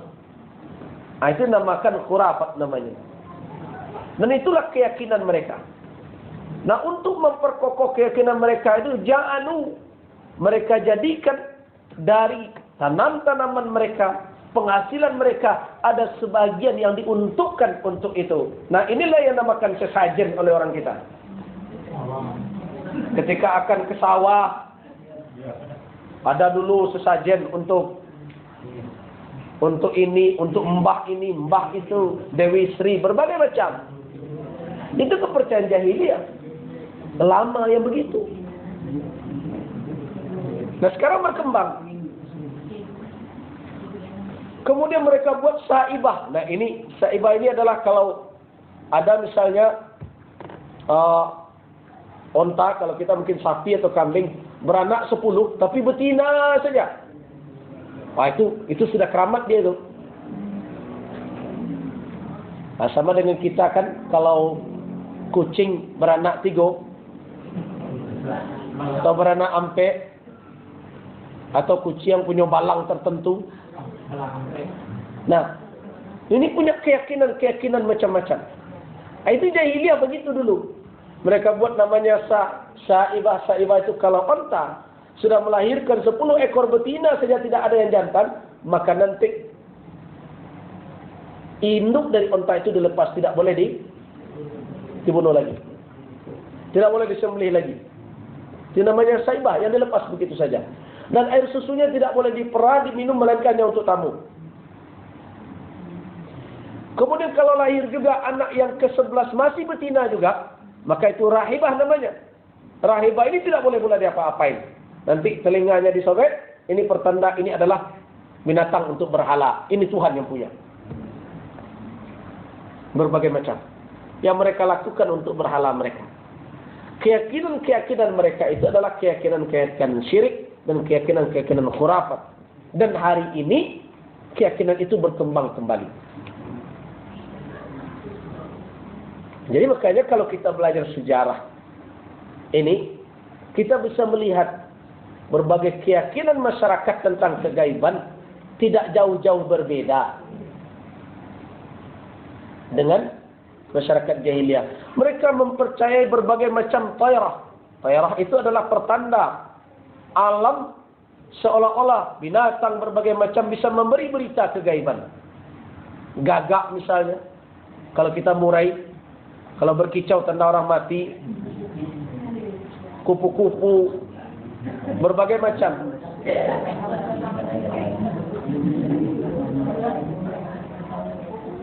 Nah, itulah kepercayaan masyarakat jahiliyah, masyarakat Quraisy yang diajarkan oleh Amr bin Luhai. Nah, kemudian apa alasannya bagi kita yang mengaku muslim saat ini masih mempertahankan i'tikad seperti itu? Ya kita enggak. Ini bapak-bapak ini beli tanah, tiga pusat-pusatnya kok mahal tuh.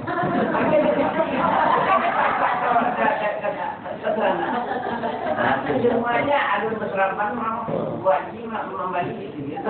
Mungkin mahalnya dia gak payah mencari pusat-pusatnya kali ini.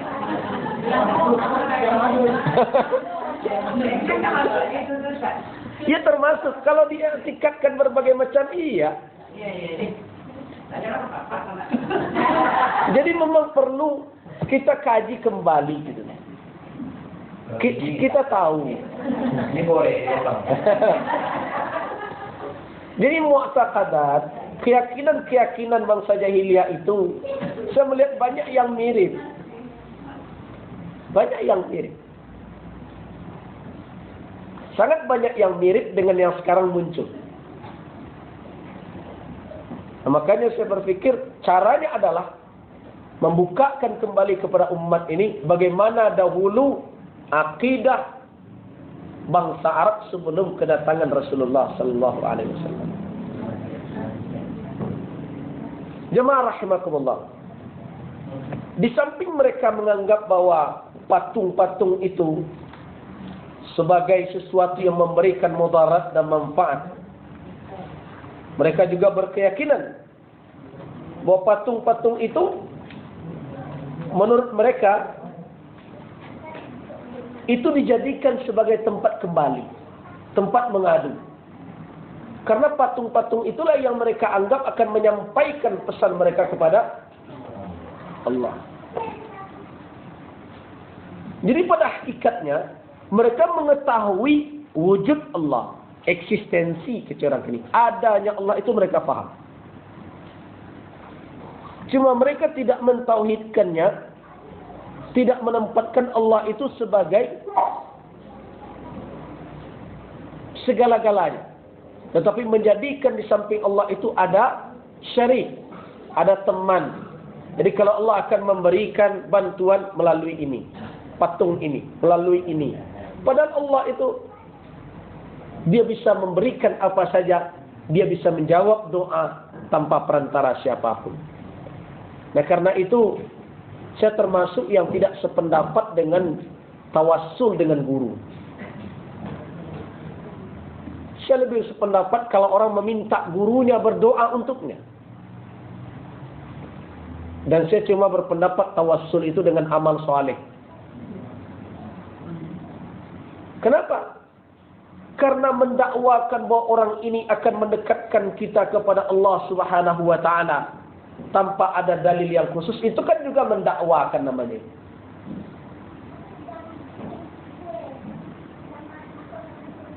Yang berkembang kadang-kadang kita menganggap bahwa kalau tidak payah berdoa ke situ tidak mukabur. Itu hanya boleh dilakukan dengan nas. Kita hanya boleh berkeyakinan seseorang itu mustajab dakwah dengan nas. bukan dengan percobaan, bukan dengan tajarrub, dengan mujarrab. Selama ini kan selain mujarrab kayaknya. Tidak. Karena kita tidak tahu hakikat mujarrabnya itu. Nama mujarrab saja dicoba.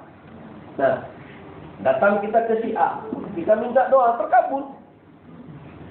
Apakah Allah memberikan doa ini benar karena dia benar, atau sebenarnya dia salah sebenarnya tapi menguji kita? Kita tidak tahu. Nah, yang lain cuma bersyirik, orang tak tahu juga kayaknya. Mukabul juga. Apakah itu Allah mengabulkan keinginan kita membantu kita atau dalam rangka menguji kita? Yang berkembang sekarang orang begitu mudah untuk mendakwakan si A ko nyo keramat, si B keramat, nyo berbagai macam alasan. Kita tidak tahu hakikat kegaiban. Kita disuruh oleh Allah untuk melihat orang itu secara zahir, kesalehannya,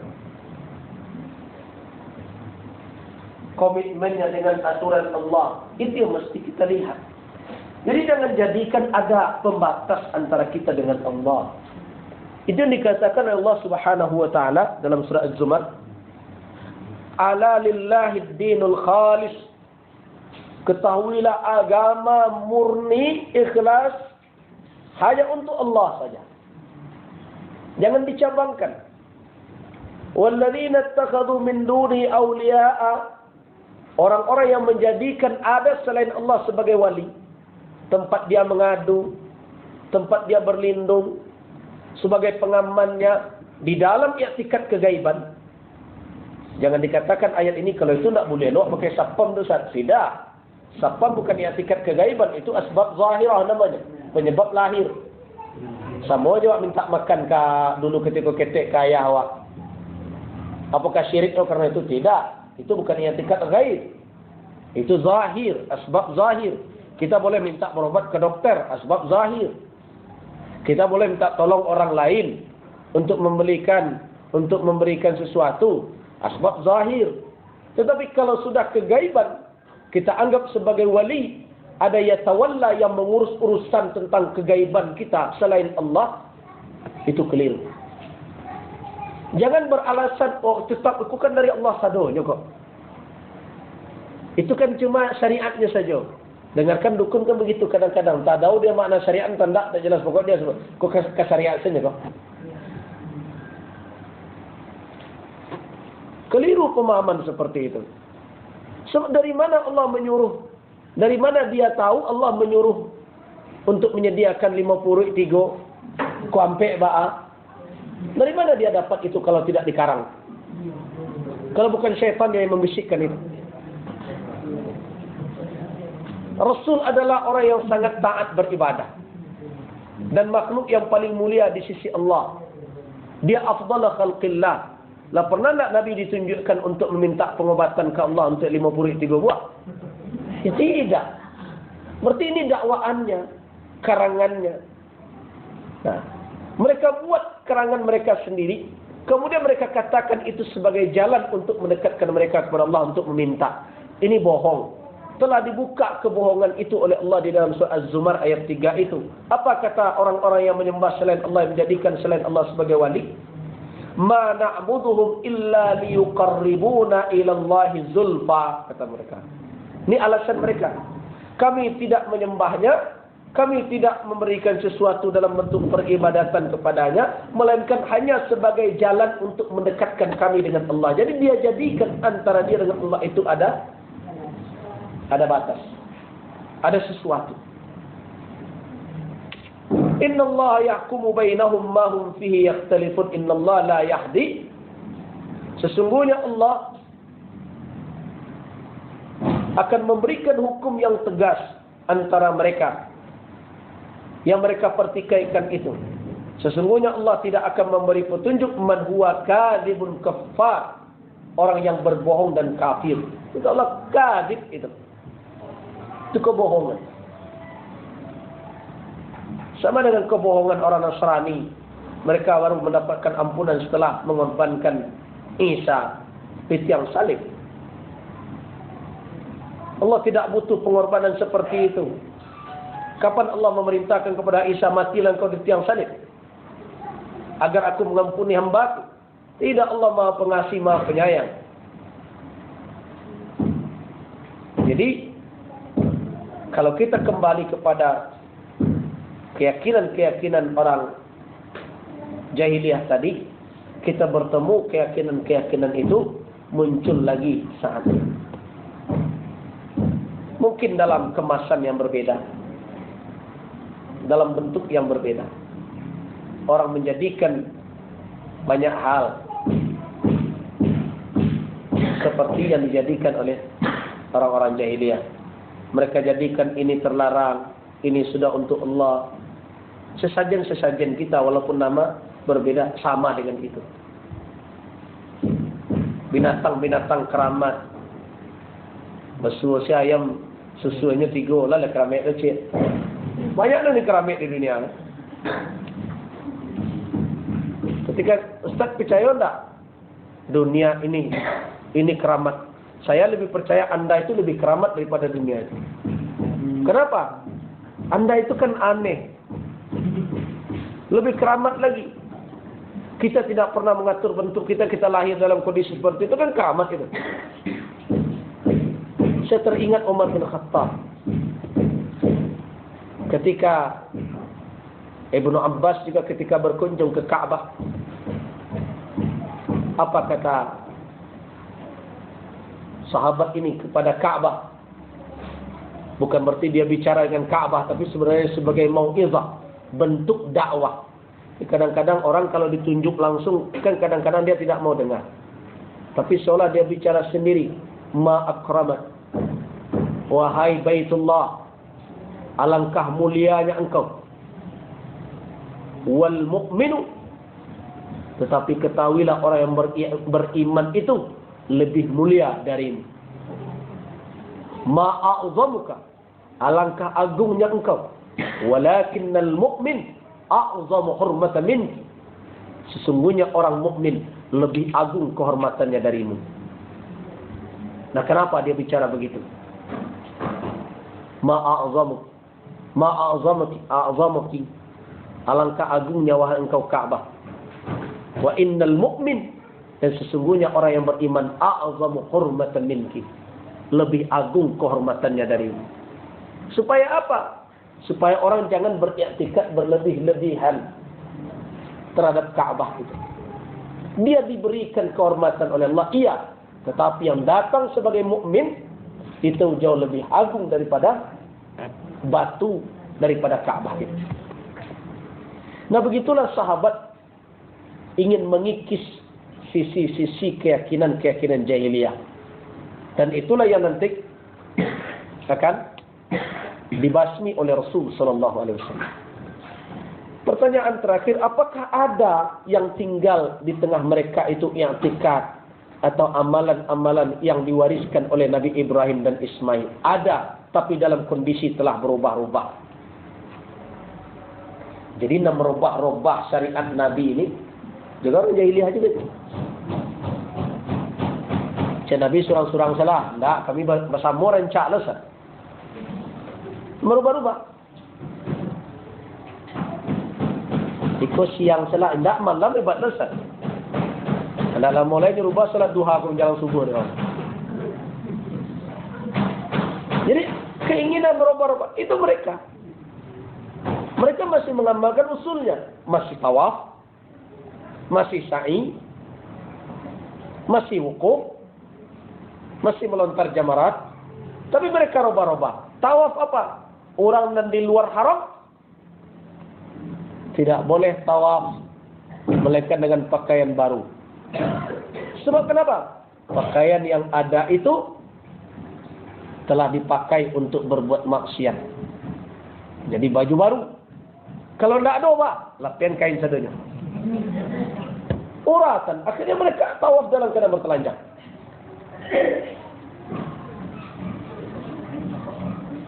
Jadi orang pergi ke Makkah mesti nam baru je tiap pila tu. Mesti baju baru, semua baru. Tidak mesti.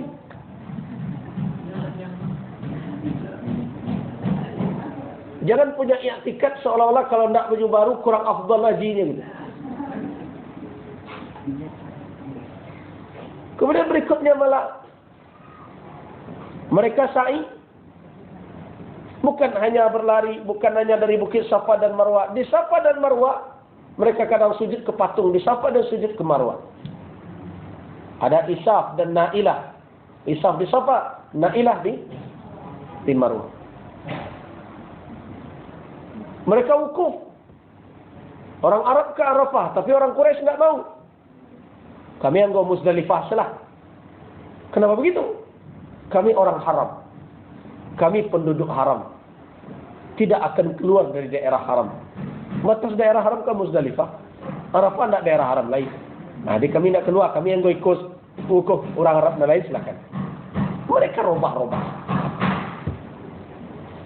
Mereka robah akikah. Akikah itu sudah ada masa jahiliyah. Tapi akhirnya setelah dipotong kambing, darahnya yang dia ini lemong ke kepala anak kita. Dan diakikahkan. Didarahi kepala ini. Akhirnya dikembalikan oleh Rasul. Sembelih kambingnya di hari ke-7. Kemudian setelah itu apa? Darahnya tidak perlu dioleskan ke kepalanya. Cukur rambutnya dan beri harum-haruman, kata Nabi. Apa tambahlah doa kini, akikah dalam meralik. Tapi lolo pak.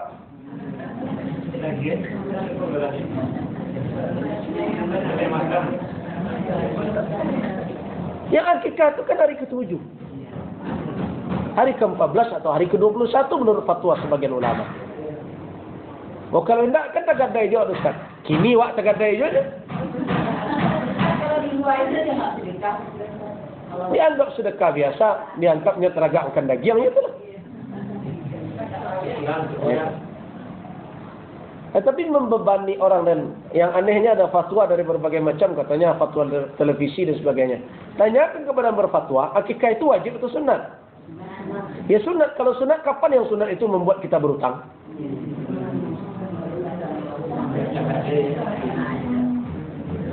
Dia katakan sunat, tapi kita berutang sampai mati. Mana pula yang sunat mendatangkan hutang? Kita sebenarnya bisa mencerna fatwa itu dengan baik. Ada fatwa mamah atau apalah, nggak tahu saya. Katanya sunat, tapi kita kalau tidak berutang selamanya. Kapan pula sunat itu mendatangkan? Bisa. Mengenai akikah itu. Kalau akikah itu dianjurkan dimasak atau dibagi-bagi dagingnya ke hakim miskin atau anak yatim. Ini kok yang dikerjakan oleh seseorang dibantai, oleh karena itu dimasak, boleh diundang kawan-kawan dia lakukan yang dibagi Bisa ta'amil walimah. Seburuk-buruk makanan pesta adalah yud'a fihil aghniya, diundang orang kaya, wa yutraku fihil fuqara, dan ditinggalkan orang fakir. Seburuk-buruk makanan walimah. Jadi kalau persoalannya adalah persoalan memasaknya, silakan lebih rancak lah kan. Orang miskin nak makan daging, tak memikir bumbunya lah tu.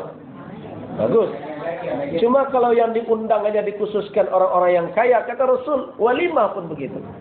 Bi'sa ta'a. Seburuk-buruk makanan, walimah yang diundang di situ orang berkelas dan orang yang tak naik kelas itu tak. Baiklah, bisa itu. Itu buruk makanannya seperti itu. Jadi kalau lebih baik kalau kita melakukan kegiatan mengundang dan sebagainya, ratakanlah. Ratakan antara fuqara dan orang kaya. Kalau orang itu telah menyembelih, yang tersuruh adalah yuzbah. Disembelih hari ke-7-nya kambing. Selesai dan dibagikan. Jadi kalau dia lakukan sesuai dengan perintah nas, yujizi, memenuhi sudah. Yang potongnya bagian, selesailah sudah. Kalau dia ingin lebih dari itu dia masakkan, dia lebih berbuat yang lebih baik. Iya, silakan, akan lebih baik. Orang boleh memilih apakah dia mengundang atau tidak. Tidak ada kekhususan harus diundang dalam akikah. Boleh dia tidak dia masak pun, dia bagikan saja dagingnya, telah memenuhi persyaratan.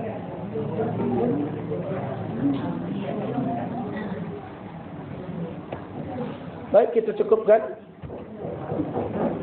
Sebentar lagi kita salat asar. Terakhir yang ingin saya sampaikan adalah di dalam sirah Rasul sebelum kelahiran Nabi Muhammad dan sampai beliau diutus menjadi nabi, kita akan melihat dari berbagai sisi. Sisi kejahilian secara umum telah kita bicarakan. Hari ini dianah, keagamaan mereka. Besok kita akan berbicara tentang akhlak mereka. Adakah akhlak-akhlak yang fadailul akhlak? Akhlak-akhlak yang mulia di tengah mereka? Apa akhlak-akhlak mereka yang buruk? Supaya jangan begitu mudah kita mencaci orang jahiliyah, tapi sebenarnya yang kita caci adalah kita sendiri. Nah, insyaallah pada minggu berikutnya kita akan berbicara akhlak orang Arab sebelum Islam. Baik, kita cukupkan. Billahi taufiq wal hidayah. Wassalamualaikum. Silakan.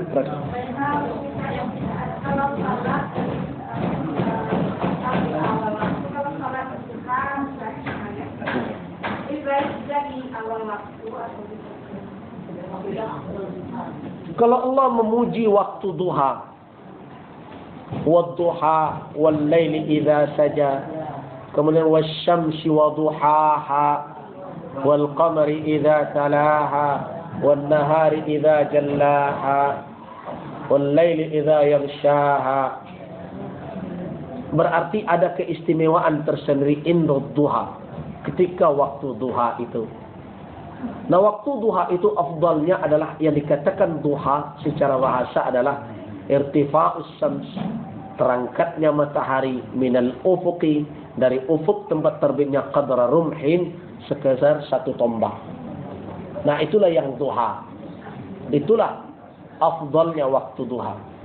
Siapa yang ingin mendapatkan waktu yang afdal itu akan lebih baik dan memanjang sampai matahari terasa membakar. Diperkirakan jam 11 setengah 12. Tapi afdalnya adalah waktu duha itu. Diperkirakan 20 menit setelah syuruk. Jadi kalau syuruk jam 6, berarti 6.20 telah ada duha. Biasanya jarang yang lewat setengah 7 duha itu. Lama masuk dulu. Salat syuruk adalah salat duha, bukan salat lain. Ketika matahari sedang terbit dilarang salat. Jadi salat syuruk bukan salat khusus menyambut matahari terbit. Bukan. Salat syuruk adalah salat duha. Yang pelajaran mana kalau waktu sahabat bertanya apa yang kami bisa amalan apa yang kami dapat kalau orang lagi hukum diamalkan, kan? Karena kami tidak mampu, lakukanlah dia zikir setelah sholat subuh. Itu adalah hadis di dalam riwayat Ibnu Majah dan lain-lain. Man shallal ghadata fi jama'atin, siapa yang salat subuh berjamaah, thumma jalasa yadhkurullah, kemudian duduk dia berzikir mengingat Allah Subhanahu wa taala, thumma yusalli rak'ataini min ad-duha, kemudian dia salat 2 rakaat, itu duha yang dia maksud, itu falahu ajru haji wa umratin tammah, orang itu mendapatkan pahala haji dan umrah sempurna. Bukan, syuruk itu sama dengan duha. Jadi iya itu enggak syuruk itu bukan orang salah paham tentang syuruk. Orang yang sangko matahari tabi itu salat. Itu berbenturan dengan hadis sahih. Kata Rasul, apabila matahari selesai salat subuh sampai matahari 1 tombak, kata Nabi, irfa'u anis salat, jangan salat, fa innaha tadlu'u baina qarnay syaitan, karena matahari itu terbit antara 2 tanduk syaitan. Wa hina izin, ketika itu penyembah berhala sedang sujud kepada berhalanya. Jadi ketika matahari tadi sebelum 20 menit setelah syuruk jangan salat dulu. Nah, kemudian baru salat setelah 20 menit setelah syuruk. Ada mau salat itu namanya salat syuruk atau salat duha. Iya, tetapi harus masuk dulu waktu duha. Jadi jangan dibedakan juga antara syuruk dan duha. Selama ini orang katakan syuruk berbeda, tidak sama dengan duha. Sekarang Samakan. Syuruk dengan duha itu sama. Sama dengan salat isya dengan salat asamah. Itu juga dia itu. Salat asar dengan salat wusta. Itu juga dia itu. Salat subuh dengan salat fajar dan salat ghudah. Itu juga dia itu. Namanya saja yang berbeda-beda. Barangnya itu juga. Ya. Jadi nanti ada syuruk. Ya. Syuruk itu pertanda matahari terbit waktu subuh habis. Tunggu dulu 20 menit. Setelah syuruk, baru naik. Syuruk itu matahari terbit keluar dari ufuk. Tunggu 20 menit, baru dia satu tombak dari ufuk.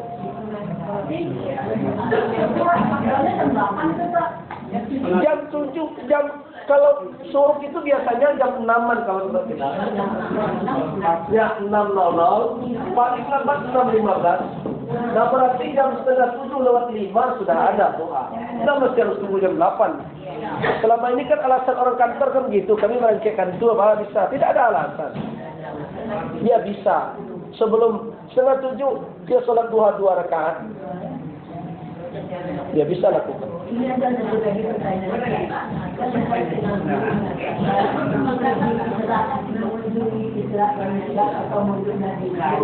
Ada yang menidakkan itu bid'ah bukan kegiatan Rasulullah dan dunia. Di bagaimana yang sekarang yang mestinya berbeda? Mendengarkan pengajian apakah tanggal 27 Rajab, tanggal 20 Rajab, tanggal 20 setengah Rajab, hukumnya mubah. Dan itu bahagian dari thalabul ilm. Kalau kebetulan acara itu dibuat 27 Rajab, tujuannya hanya untuk mengingatkan orang terhadap suatu peristiwa sejarah, itu jaizun. Tidak ada yang mengatakan itu bid'ah. Tetapi kalau mengiktikadkan bahwa hari itu hari tertentu, kemudian kita melakukan kegiatan ibadah tertentu, itu harus ada dalil. Tidak ada dalil, berarti itu membuat sesuatu yang baru. Nah sekarang untuk apa kita 27 Rajab itu? Mau mendengarkan pengajian? Kapan pula pengajian bid'ah? Memperingati Kadang orang terlalu sibuk memperingatinya. Apa makna memperingati itu? Kalau memperingati itu dalam bentuk pengajian saja, tidak ada persoalan. Sedangkan yang difatwakan oleh banyak ulama di Saudi bukan memperingati dalam pengertian mengkaji, tapi memperingati pergi ke tempat tertentu, pergi ke kubur tertentu, melakukan kegiatan tertentu, itu yang dikatakan ihtifalat. Kemudian mengundang orang sekian banyak untuk melakukan itu di hari itu pula, kalau tidak pula berkah. Ini i'tikad baru. Tapi kalau orang berkumpul di hari tertentu, di Rabiul Awal, mereka lakukan kajian, melakukan sirah Nabi, sebatas itu namanya bukan majelis peringatan, tapi namanya majelis ilmu. Itu tidak ada persoalan dalam hal itu. Nah, tapi kalau di Jawa memang di beberapa tempat kita begitu. Kadang di Pariaman, bulan Isra Merah, bulan Rajab. Enggak tahu, baik ke kubu Eko, baik ke situ melakukan bacaan tertentu, tahlilan tertentu. Nah, ini baru kita butuh dalil untuk mengamal. Tidak ada dalil, tidak kita amalkan. Tapi kalau kebetulan ini hari Jumat, kita bicara tentang fadilah Jumat. Di mana pula bid'ahnya? Ini Ramadan, kita bicara tentang bulan Ramadan, fadilah Ramadan. Dari mana pula datang bid'ahnya? Ini bulan Muharram, kebetulan di tanggal 10 Muharram, kita kumpullah tanggal 9, tanggal 8 untuk memberitahu kepada umat tentang sunnah Muharram. Apa salahnya? Di mana pula datang bid'ahnya?